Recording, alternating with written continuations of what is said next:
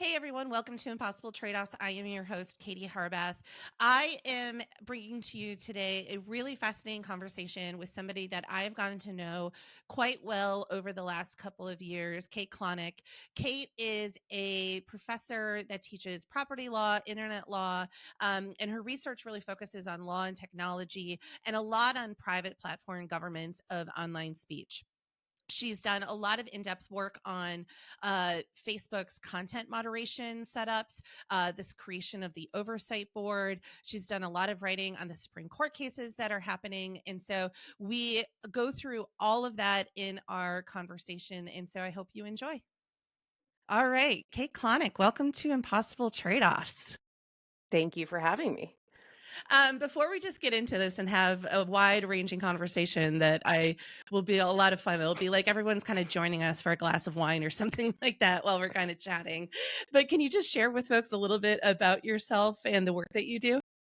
Yeah, I am a law professor at St. John's Law School, but I most of my work is on internet speech and online speech governance through private platforms.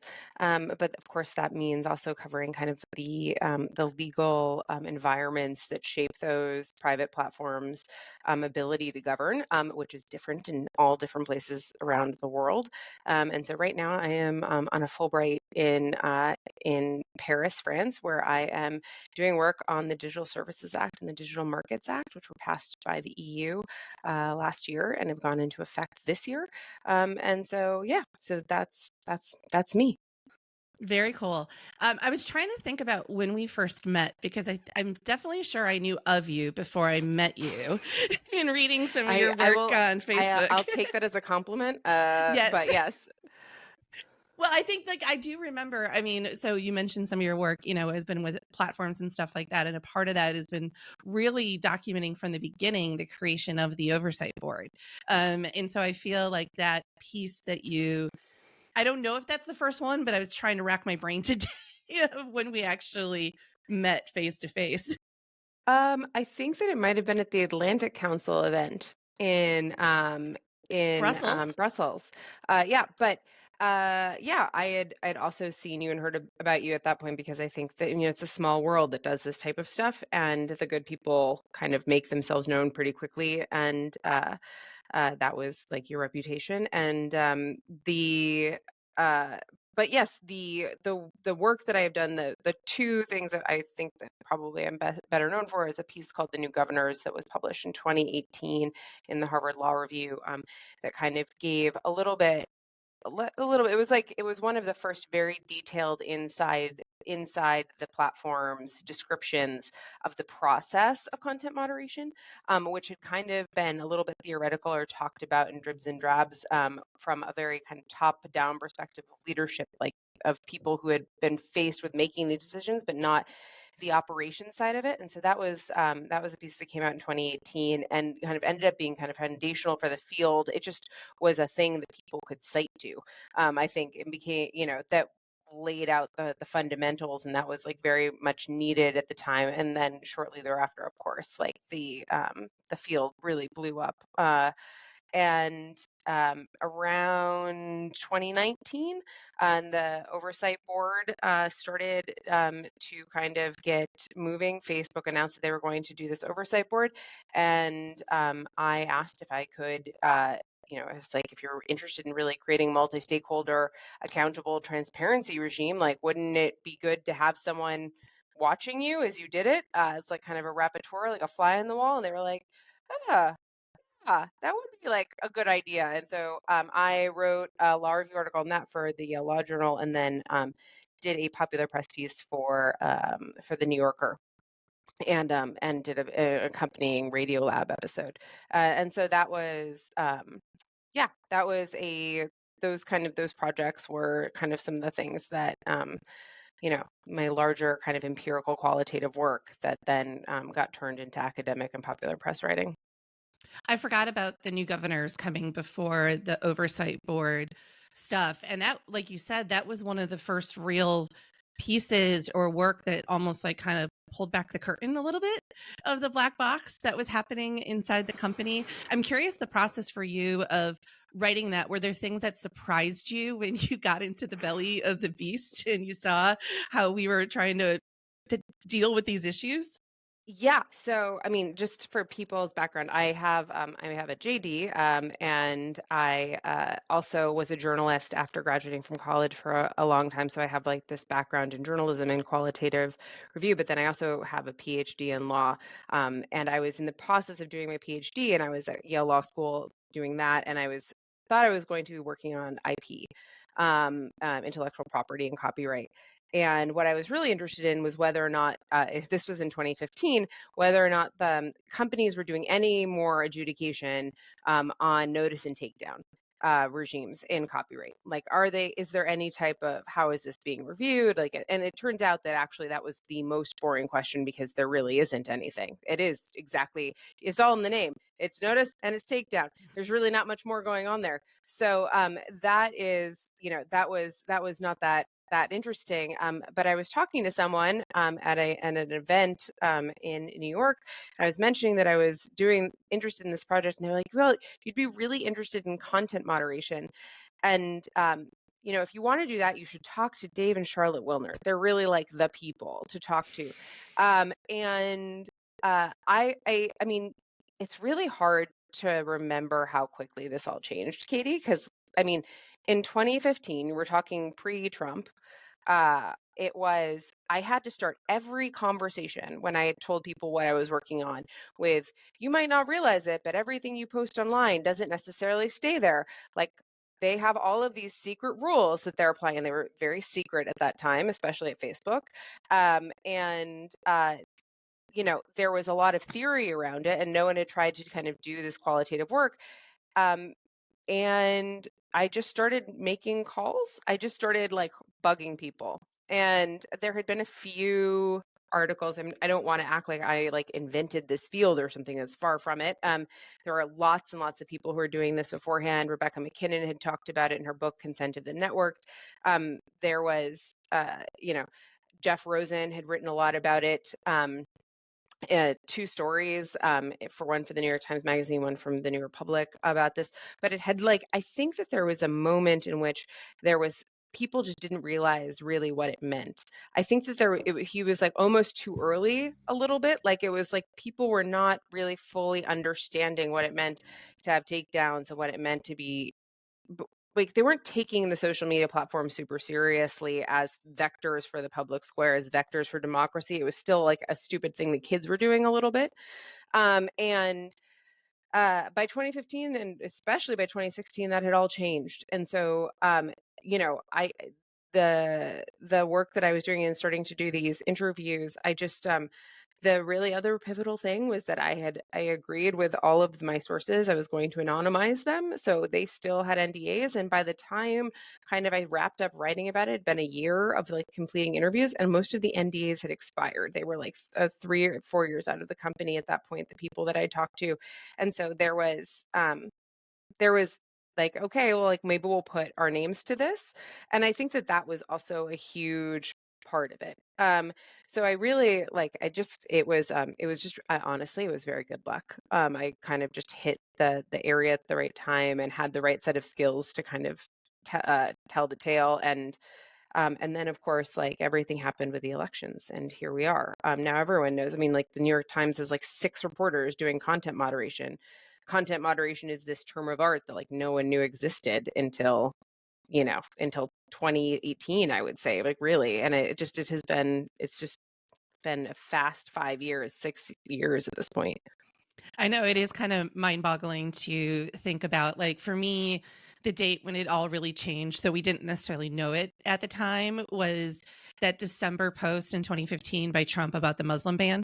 Yes, Was I remember that. like, I was scuba diving in Roatan, and I was between 2 dives, and I pull up my phone and I see like a message from somebody at Facebook about the post.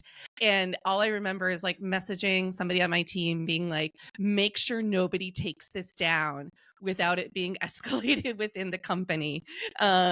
Before you do so, I have to go on my second dive. And the entire second dive, I'm like, I don't know what we're gonna do. And I wasn't in the room for the conversation on it, but that's where it's like it was just very much thrust to the forefront in one of the most complicated ways that you could have it. We had issues before that, especially with conservatives and other things like that. But this is the one where all of a sudden the press and everyone's starting to pay attention of like, holy smokes. Yeah, it's really interesting. I think that one of the things that in doing all of these interviews with people who've worked inside the companies doing content moderation, trust and safety work, one of the things that I hear very frequently is that there are like certain world events that meet like that have been very significant inflection points.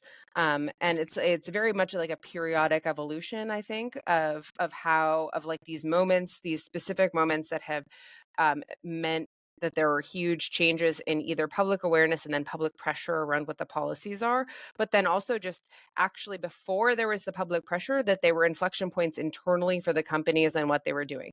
So one of the things that I hear from everyone from people at Twitter to people at YouTube and well, actually, I think this is really significant for Facebook because this was a moment that Sheryl Sandberg became involved in a decision which she normally didn't kind of get her hands dirty in the trust and safety world on a very regular basis at that point.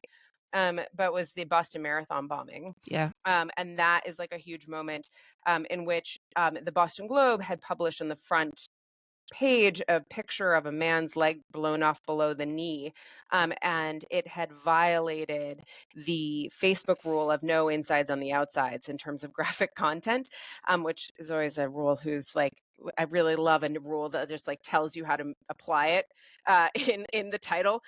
But they had taken down like a front page headline of a current event of like a newsworthy event, and and Cheryl insisted to go back up. And they were like, we can't make exceptions for current events and newsworthiness. If we did that, we'd have these beheadings on the platform from the Mexican cartels beheading people. All of the like violence, a lot of violence, is a newsworthy event, and we don't put it on our front page, even if it's published in a newspaper. And we can't make an American exception for something that just because we all know people in Boston and you went to school there, like, doesn't mean that like, that we can make it's not on the Yucatan Peninsula. Doesn't mean that like there's that we can make a different rule. And but of course that is what it means. So like you can Well, make a different rule if you're in charge, which is one of the things that, you and I talk about and work on all the time is like trying to enable other players and other stakeholders in all of this. I'll never forget a conversation we had on election policies. I think it was like 2018. And we were talking about because there's a lot of pressure on the company, right, to have policies around voter suppression or not having posts up that encourage people not to vote. And there was a point in time where it was going to be, it's not the proverbial, hammer comes down and it's decreed across all the land but that is a little bit of what it's like. A decision happens and it goes out across the land that this is the new law and you must apply it. And I remember jumping up and being like, we can't do this globally because there have been examples. There was a Romanian referendum on gay marriage where it wouldn't have passed if not enough people showed up to vote, and they knew they weren't going to win it. And so their whole process their plan was to tell people not to go vote in the referendum so they didn't hit quorum. And it's a super edge case in thinking about this, but like I was like, you can't do this carte blanche around the world. And I was like, I don't know if we should just make an American exception. We did. A lot of these companies have, and it's something that I think is not talked about enough about the nuances of any of these policies. And you start to twist yourself up into a pretzel to try to fit the cultural moment of the time, but that doesn't work really great at scale. Yeah. I mean, and Nicole Long, who was at Google and doing this stuff and the head of the decider, as Jeff Rosen called her, at Google doing this stuff in the early 2000s, talks about the videos that were leaked of Saddam Hussein's dead body, God, I mean, if that's not new, there isn't like some type of newsworthiness in that, and the actual hanging and like what they decided and how they made the calls about that. I mean, so I think it's really interesting that there are these kind of high profile moments that that are slightly different across platforms depending on the medium and depending on what kind of happens. But you tell that story of kind of the Trump Muslim ban, and there's, and I think of Philando Castile, or the Cleveland murder, where they live streamed a murder on Facebook Live. I mean, all of these things were happening around 2015, 2016, and that's really when these conversations took off. And I think that there's a simultaneous thing that happened, which was that there was just a real market saturation of smartphones at that point, and and unlimited data plans that allowed people to like just constantly stream or post or do or consume media. And so all of a sudden, there just was a lot more content, and the salience of the content became kind of much more important, which is, I think, only more true as like in consequential years of elections like this one. Yeah, and I think it was not just, I think you made a great point about the smartphones, but it was also this rise of video and how much harder it is to build classifiers and do detection of video, but also just of also of live video, because that's where you had like the Christchurch shooting and the challenges around that and what that looks like. And so there was this expectation that people had that, maybe these companies need to be proactively finding this, but there are challenges in which to do that. I want to shift over to then your conversations about the oversight board and setting this up, because a part of that comes out of these content moderation conversations where Mark is basically like, I don't like, you all don't want me being the one making these decisions. I don't want to be the one making these decisions. I know, let's set up a panel of people that will have to make these decisions. And kind of in typical Facebook fashion, it was something that was announced and then it was figured out later, of how to actually do Poor this. Facebook comms. Poor Facebook comms. I That's a know. thankless job right there. It's Yeah, I always tell folks, I'm like, it's, a lot of times people are like, how can that be their comms strategy? And I go, you got to understand, like, there's a the lot more lack of people strategy. involved in comms than there is just if they listen to just the comms team, it would be a very different situation than, Totally. what folks in California are deciding that they want to do. The number of times I woke up and I was like, oh, I guess we're doing this now. Okay. We'll go. I have a meeting on my calendar and it's like, all right, our goal is to figure out how we're going to make this happen. But anyways, what I'm just curious for you to go a little bit deeper into your reporting on that, your research on that, and sort of, were there things that surprised you throughout the process, and how did it go overall for you? Because if I remember right, when you published the story, it was actually quite controversial in academic circles. Yeah, it was a little controversial. I don't want to I mean, You don't have to relive it. no, it's But fine. I mean, there's just, it's been a very, it's, I feel, this could be an epistemological conversation for a different day, but there is I really like to think that my work is very descriptive. It's actually something that like I get a lot of flack for as a legal academic, because legal academics are kind of supposed to make arguments and say how things should be, or what the best way to move forward is. And the work I like to do is like to just kind of, to kind of point out the worst parts of certain types of regimes as they currently are, like organizations as they currently are laid out, or power structures, and then just kind of like, be like, this is how it all works, so like let's think of a better solution to this or figure out what's wrong. But without that piece was, I really had no role in advising or consulting, or I mean, not really had no role. I had no role like explicitly in like advising or consulting or setting it up. I just kind of watched and asked questions about what they were doing. And so that was fascinating. And I think that a lot of people thought that I was legitimizing big tech by doing this. I think that that was like very much I was legitimizing this by writing up this kind of this board in this way. But honestly, like, I mean, I just don't know how you win in an argument like that. It's just kind of like, so what am I supposed to, like, we're just supposed to act like this isn't happening? Like, and the techlash at that point was just at such a fever pitch that, like, there was also, I had really insulated myself because I'd taken no money from the platforms ever for anything.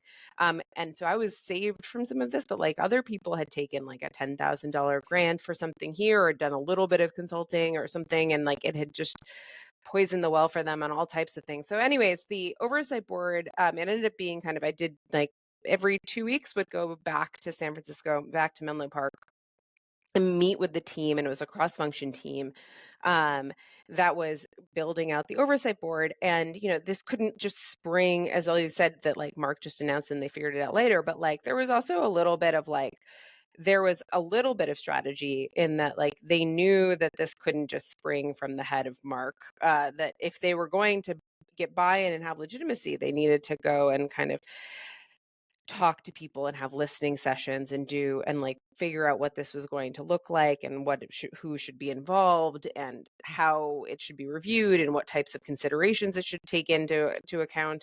And so I went to a couple of, they had huge stakeholder meetings around the world. And I went to those and they kind of asked people questions and surveyed people about what they thought, like who should be on the board, what what type of law should it take into consideration? Should it take law into consideration? What types of questions will they take? Will it be direct appeal? All of these types of kind of institutional setup issues, but also kind of legal procedural issues. And then some of like the substantive law of like, how is this going to be figured out? And um, going and doing that was fascinating because there was like a fair amount of consensus about how things should look. Like the international human rights law was there was a huge push for that to be like the standard, outside standard besides the community standards that Facebook had, for that to be one of the ways in which the board considered like these decisions. And then other parts were kind of just fascinating from a human element. Like lawyers thought that the board should all be full of lawyers. Academics thought it should be academics. Civil society people were like, it should be a board full of civil society people. International human rights people were like, it should be all international We human all rights have our lawyers. bubbles. Exactly. We And all then like have our and and so there was kind of, the diversity was a big problem, like how you actually build a globally diverse board. Of course it can't be. And so it was like, it was all just like fascinating from an institutional perspective of how you set something like this up, and how you build it. And so that was kind of going to those meetings and then going to see the team, and they would kind of present their work to me, and I would just poke at it and ask a lot of questions and be like, are you considering this? Have you considered this? And did you consider this? And and they would go through and kind of talk it all out. But I do think that one of the things I didn't focus on and I really was not interested in was really the high level. I think a lot of attention gets paid to the C-suite in a lot of these decisions. I think that's where Kara Swisher has all of her sources. That's where Walter Isaacson, like there's going to be Stephen Levy, like the journalists, that's like they tell the story of Sam Altman, they tell the story of like the big fancy wonderkins, and like I actually kind of think that the most interesting stuff happens in the weeds and in the operation systems and the day-to-day and the people who are not making the big decisions. I mean, I understand that the big change happens because that this happened because like Mark removed all the layers between him and the head of the project, right? And so that was like he just and so that, I mean, I understand how all of this works, but I do think that this is it was a great moment to kind of be able to see that kind of thing take place. And it was, it's a crazy boondoggle, insane experiment. Facebook Supreme Court, it sounds so, yeah. But, when one of the things that, happens if you put serious people on a board and you give it funding and you have it issue decisions is like, it actually starts to have legitimacy and it starts to actually be taken seriously. And now you see the decisions quoted in international human rights law, they become custom, they become kind of really important in how places are thinking about setting up new systems under rules of law. And so I don't know, I think that was just a fascinating thing to be a part of. And other companies are piggybacking off the decisions too. Like I've talked to many trust and safety people that work at other platforms that they're like, they pay attention to what comes down, and they may not, it may not exactly apply to them, but like it is, as you were saying all of this, I was just sitting here being like, we still are still so close to everything that has happened and changed in such a quick period of time that it's been really hard, because we're still living it, to zoom out to really understand what the full impact of a lot of these things are and what they've impacted in other ways, especially when right now we also have an actual Supreme Court that is making decisions on this. And so maybe that's a good shift over to some of those cases, because you have been writing a lot about particularly Murphy v. Missouri, but also net choice in these other cases. Maybe to start, can you, just in case listeners aren't familiar, can you maybe give a little bit of a primer of some of the cases that the court is considering at the moment? Sure. I think the first thing to say is just like content moderation, just kind of like all of a sudden had its moment in the public eye. It has all of a sudden had its moment in the courts. There were very few, almost none. There's like one exception, I think Packingham versus North Carolina in 2015, that didn't issue like really a particularly precedential decision. But before that, the last kind of internet law case that was heard was Reno versus ACLU in 1997. And so all of a sudden, well, not all of a sudden, there was a case called Knight v. Biden, which was actually originally Knight v. Trump, which was the Knight Institute, First Amendment Institute at Columbia, had sued to basically that that Trump had violated the First Amendment by blocking accounts on Twitter, and it was successful. They won that case on the Second Circuit. It went to the Supreme Court, and then it was moot because Trump was no longer president. But in mooting it and saying that they weren't going to take it take the case, Clarence Thomas wrote this kind of like this little concurrence that kind of said, "But we would love to take some internet law cases. Like, please do, like, you know." And it was like I'm not a huge fan of justices soliciting the types of cases they want to take. So this was very annoying to me, and also I think like untoward. But it's within bounds, I guess. Technically, they can do what they want, and yeah, and so unsurprisingly, the last 2 years have been filled with like internet law cases out of the blue, and everyone I know who writes and works in this area has just been like, it's been a constant five-alarm fire. The first, which was really a surprise, was the Gonzalez v. Tomna case, which was Gonzalez and Tomna cases, which were Section 230 and then an aiding and abetting under the Terrorism Act kind of questions. And those were really bizarre and bad fact patterns. I won't like get into it, but they seemed imprudently granted. They had imprudently granted cert to these cases, and the justices in oral arguments sounded like they were like, "Why did we select this case? Why are you here? This isn't particularly ripe. This isn't like a particularly novel question." And so that had been like Gonzalez in particular had been set to kind of like possibly get rid of Section 230, and they decided not to do that. And so it kind of was like a very, for those of us who kind of think that Section 230 as it is and like whatever the court was going to do that would have been a disaster, were like quite relieved when that ended up, they ended up kind of just affirming the lower court case and not writing very much at all. But then simultaneously, Texas and Florida had passed kind of a version of a must-carry laws, which meant that content moderation was going on socials was going to be, and it wasn't even clear it was just socials. That was one of the problems with Florida's law. It looked like it was like all websites. So so everything from an app to a website, like all of these things that you weren't going to be able to do content moderation for. Which was, seemingly in violation of the platform's own First Amendment rights to kind of curate or editorialize the platforms as they want to do, as they want to address them under the First Amendment. And so those cases, the Texas and Florida cases, are called collectively the Net Choice cases, because Net Choice, the trade association for a lot of the social media companies, brought these claims against Florida and Texas AGs. and just was argued in front of the Supreme Court. So that's not a 230 case, that's a First Amendment case.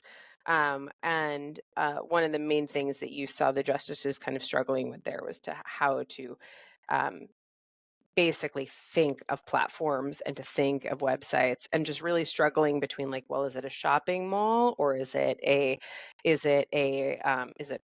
train, or is it a newspaper, or is it a bookstore? And kind of like all of those things, by the way, are existing First Amendment cases that have certain types of like certain types of outcomes that would be dictated if that's the analogy that they found that fit. And of course the answer is that, like, the internet is all of those things.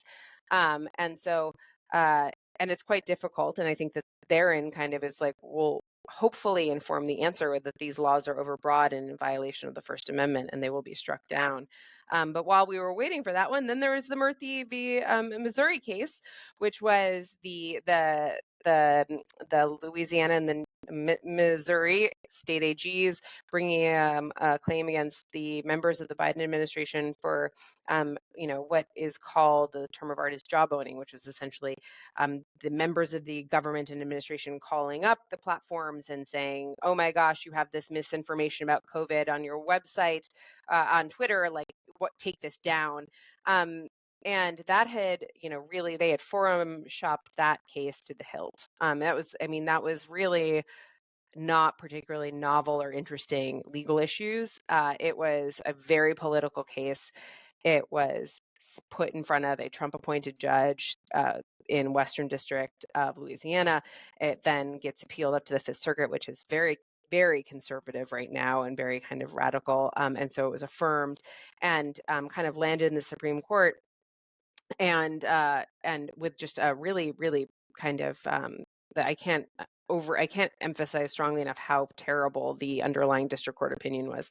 And just terribly written. It just, like, from a legal standpoint, it like made more reference to like George Orwell than it made to any type of First Amendment law. That's just like, it was just kind of, and the findings of fact were not significant, didn't rise to any of the levels, and the justices, gratefully in the oral arguments really said so, and really kind of read the Louisiana state AG, the Riot Act, and that was, or the Solicitor General, excuse me, the Riot Act, and that was refreshing.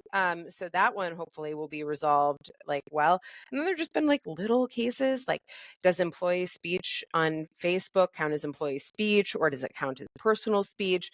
There's all of these little cases that have been percolating, that are kind of tangential to online speech considerations. It's just been a fire hose. And then simultaneously in Europe you have the DSA and the DMA, the Digital Services Act and the Digital Markets Act. And so You've it been has keeping been like busy. it's just been a never ending stream, and it's really hard to figure out where to focus your energy, honestly. So Yeah, I know. It's fascinating times to be alive and trying to also kind of connect the dots, and I find it really hard with I've been using a kaleidoscope as my metaphor for where we are right now, because you turn the dial just a little bit and the picture could change of how things might turn out. And so then when I'm talking to, it could be reporters, civil society, like, name the person, like yesterday I had two conversations where people were like, it was policymakers and like some others in civil society. And then, like, if you could wave a magic wand to fix the internet, what would you do? And I was like, oh my God, you needed to prep me a little bit more for that question before I could like go into this, because, there's not only then what you were talking about in Europe, but then there's, these laws in places like India, where there's, they want to have pre-approval they wanted to have pre-approval of AI models, but there's a lot of stuff around government speech that they want to be able to leave up. We've got Elon Musk right now fighting the Brazil Supreme Court that's happening. And so, yeah, it's a lot. And how do you connect all the dots? yeah, there is so this is one of the benefits of having a little bit of an academic approach to this, is just like, I've read all the literature that's been written over the last 25 years, and it's interesting whose theories, have been proven to be right. And there is a tremendous book by Harvard law professor Jack Goldsmith and Columbia law professor Tim Wu, who's famously of the Attention Merchants and the Master Switch. And I think this is like kind of Tim Wu in a different life, because I don't know how he doesn't focus on the internet as in this way anymore. But the idea was basically that it was called Who Controls the Internet, and 2006 I think it came out, and it's basically Jack and Tim make this argument that that is we're just going to see global geopolitics like recapitulated online. Like the internet is just going to become a new like stage of political brokering, of of economic coercion, of kind of regulatory arbitrage, of kind of lawfare warfare types of things. And I just, it's really interesting. I don't think for a long time it looked like that was happening because just people weren't actually regulating. And then in the last 5 years, that has been, I would just say, I just like that it has been that on steroids. Like everyone and their brother, it's like every state is like coming up with their, and now it's in the United States because of the lack of like our broken Congress and our inability to regulate anything at the federal level. You people are using the courts, and they're using the agencies, and they're using the states. The states can pass a lot of really crappy laws, and so that's what they're doing. And it's just I do have to say that like I am I am pro smart regulation for the companies, and particularly things that will hold them accountable. But I have to say that in this particular moment in the US, like I do not know that I would be making the bet of regulating the tech companies more and driving the state and the platforms closer together. And I guess what I mean by this is like there are a lot of laws that have not been enforced for a long time, that because of Dobbs and because of other types of decisions that have come down, we are suddenly in the business, the states and different, are suddenly in the business of enforcing. And there's a lot of moments in which we want the platforms to stand up for individual liberties against against like these demands for like these subpoenas, or against turning over all of your DMs with your best friend about your unplanned pregnancy or what have you. And like I don't know that the bet that I would be making right now, even though I really think of myself as a person on the left, the bet that I would make right now is I'm worried, like let's like not tie the progressive hands from future lawmaking. Let's leave the option open. I'm more concerned about fascists having control of all of our data and all of our ability to speak to each other and all of our ability to organize and publicly participate. And yeah, that's where I'm feeling right now. And I wonder what you're thinking going into elections. Is that also your concern? Yeah, I mean, I was just reading Foreign Policy magazine. Their entire issue this time around now is about it's the India issue, and I've been fascinated with India since the first election that I worked there was when Modi came to power in 2014, and how much he used digital. And they were kind of talking about how there's these very popular leaders in Asia, whether it is the new president of Indonesia, Modi, even, in the Philippines. And a lot of them, one of the trends foreign policy was talking about yesterday was just like how much they really did embrace online somewhat a lot earlier than others did. And they have figured out how to use it to their own ends of being able to stay in power and to stay popular. And one of the things that I talk a lot about with Americans and almost also kind of frustrates me, because every conversation I have with an American philanthropist or think tank or something like that, my first question has to be, are you focused globally or just on the US? And most of the time they're like, just US. And I'm like, okay, I just want to let you know though, that what happens here in the US is going to impact how other countries act elsewhere around the world. So you really don't have that luxury of just thinking about what is happening here. And we have these whole host of elections coming up here at the end of May, beginning of June. So South Africa, the end of the Indian elections, Mexico, and the European Parliament will all be in a 12-day period. um, which I just then gives me great anxiety about for the poor people inside the companies who have to try to go through all of those in that period of time. But to your point about we were talking about earlier, where there are major moments that become defining ones of how companies handle these crisis moments and how they manifest themselves. And, a lot right now is focused on AI, but there's a lot of other issues too. And I think a lot about how there's a lot of newer companies. It could be your TikToks, your Discords, your Twitches, others, where they are they're building these tools for the new time, but they're also and their senior leadership, it's the first time they're going to have to make some of these decisions in real time. And I worry that they haven't done enough red teaming and putting them in themselves in those positions of thinking through some of these borderline, these edge cases, these types of things that might come up that they are going to be confronted with at like in the middle of the night and be pressured to make a decision right away. And it's going to be things that we look back on that like is going to catapult us potentially into the next age of what it looks like to do. And I like to broaden it out beyond just content moderation, but to just trust and safety in general, because there's so many different, the behavior, what people are doing, um, how the content's distributed, stuff like that that might come up. So yeah, a lot, this is why my theme for this year's Panic Responsibly is to try to keep calm amongst the storm. Well, I mean, it's been 8 years since 2016. And I think this is a good story God, I to think I've tell. aged 24 I years. know. It's been 8 years since 2016, and I will never forget because I will never forget that there was it was a closed door meeting held at Yale Law School, and part of the ISP, and it was Chatham House rule, so I can't like talk about who was there or anything else, except I will say that a lot of general counsel for newspapers and media companies were in this room, and people who had like were experts in kind of internet policy and um, internet law following the November election, basically to be like to about the fear of fake news.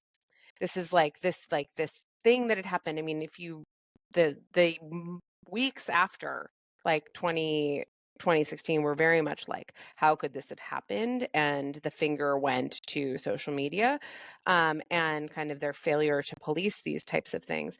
And first of all, I want you to know, like, think about that. Like, why the hell were the general counsel of like all of these like crazy large dead tree newspapers in a room to talk about fake news? Well, because like people thought that the biggest problem to fake news, or like the biggest thing that you could do to fight fake news, was real news, and funding real news. Like that was like a real and then there was also just like a lack of information. Like people just were using this term and didn't really know what it meant. People didn't know like the difference between dis and misinformation. And I want to say that this has changed wildly, but it has not. I still like I The New York still have Times the other week was talking about Chinese information ops and saying misinformation yes, in a yes, subhead. and I'm literally like, I can't believe that it has been 8 years and people use mis and disinfo in like that phrase, mis and disinfo. Like they mean the same thing. Like these are not at all equivalent problems. Okay. I'm going to I mean, your reader or your listeners know this already, but like disinfo is coordinated inauthentic behavior. The way you go after that is by looking at the behavior of users and profiles, and you target it the way you target spam. And this is, in a lot of ways, that is how they do this, right? And they build classifiers that identify certain types of behavior, and they can police this fairly easily, based on kind of on just a lot of the techniques that you've just developed around cybersecurity. Honestly, misinformation is everything. Like a Seinfeld episode in the wrong context is misinformation. Like a fairy tale in the wrong, like in the wrong kind of context, or a play is like misinformation. And it's also parody. It can be satire. It can be plenty of things that we want to kind of put out there. But of course, it can be like terrible political conspiracy theories and all of these types of things. It is an insanely contextual, and constitutionally protected, by the way, under the First Amendment, um, difficult thing to police or understand. And the idea that people talk about these things in the same like four syllables in 8 years after we've been dealing with this, like, I'm just kind of like, have we learned anything? Can we I know. stop? And It it's like, feels like a hamster wheel, and we it just keep on the does. same hamster wheel over and over and over again, and it hasn't, like, evolved, and, like, and then we, like, and this is my rant about AI, is all these apocalyptic headlines about what AI could do, and yes, we need to be worried about it, but, like, we're not awash in, like, AI, like, they use these, a tsunami, we're gonna be drowned in it, like, these things are all happening, and that's just adding to the fear, that people have, and I'm quite frustrated that I realized the other day, there's really no media critics left.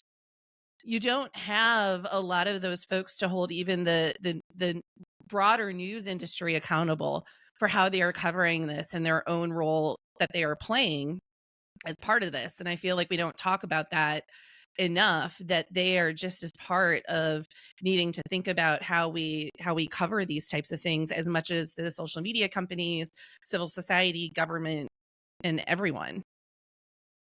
Yeah, I think that that's absolutely true. There's not there's I mean, everyone is a media critic, Katie. That's where the media critics are. Yeah, that's Everyone is true. a media Yeah. critic. There's New York Times PitchBot. Come on, that's a great Twitter account. Like, like, but Okay, there that's is very fair. but There's Jeff Jarvis yes, doing his goals on Twitter and Threads. Yeah. yeah, but I do think that but I to your point, there isn't there's not a silo for it, and it is kind of diverse. And also, like, I think that it really depends. There's a lot of I think that media consumption is obviously very politically based now, and it's kind of seen as an extension of kind of tribal politics. Of where you get your news from, where you read, like, who you defend, what you think is the right perspective. And I don't, um, I just think I am, I am just kind of frustrated in general at what I think I thought that we'd be a little bit farther along at this point. Before I let you go, I do want to talk about a piece of yours that I think I've quoted ad nauseum about the end of the golden age of tech accountability. Back in actually March of 23, so a little over a year ago, we were in New York for an All Tech is Human event. And you were talking about, was 2021 in respect to heyday for trust and safety online. Can you share a bit more about your theory here? And I'm curious how you think it's holding up a year later. Yeah. So, if you can remember back this far and separate all of your crisis moments and tech out, this was kind of brought around, like, all the tech layoffs were happening, and so there was just like a huge amount of layoffs happening. The Elon deal had gone through, and the Twitter trust and safety team had been dismantled.